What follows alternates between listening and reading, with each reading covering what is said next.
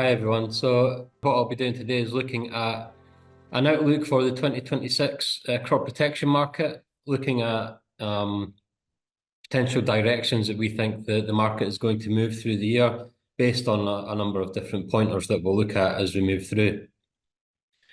So first, what we're looking at here is company sales performance. Now, when we're talking about the 2026 crop protection market, what we are really referencing is product that will be used on the ground in 2026. So a very good indicator of that is the level of sales that companies are making into the channel now. We'd expect that to be used, as we progress through 2026 in most cases. We have seen in some countries a much more just-in-time purchasing approach, but generally what we see is that sales made at this period by the companies will be what used on the ground in the 2026 agricultural year in general. And for this, if we look at, we have separated the companies into various different tiers. So the major multinational R&Ds, the other companies, which are the leading generics, and then the Japanese companies, and also Indian companies, which is another side of the generics industry. And also distributors as well, which is mainly the large North American distributors.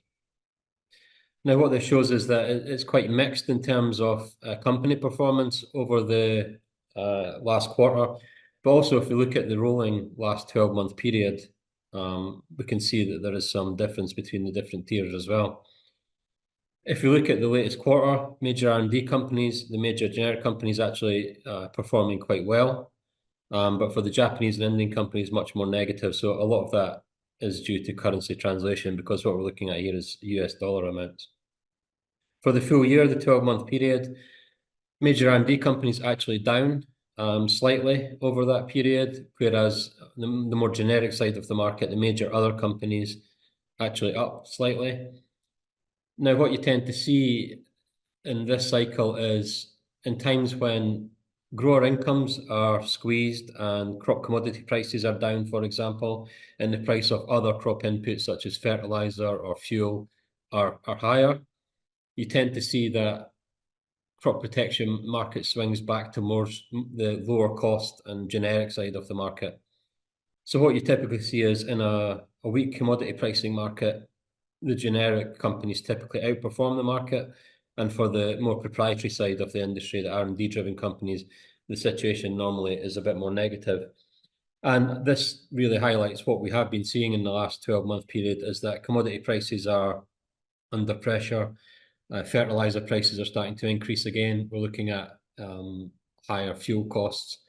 And this is really squeezing grower incomes, and it's meaning that in a lot of cases, growers are having to reduce crop protection spending, and typically this will, or sometimes this will mean trading down from maybe one of the more expensive products at the proprietary side of the industry, moving towards more typically low-cost generics. So that is one of the factors that we're seeing in this period here.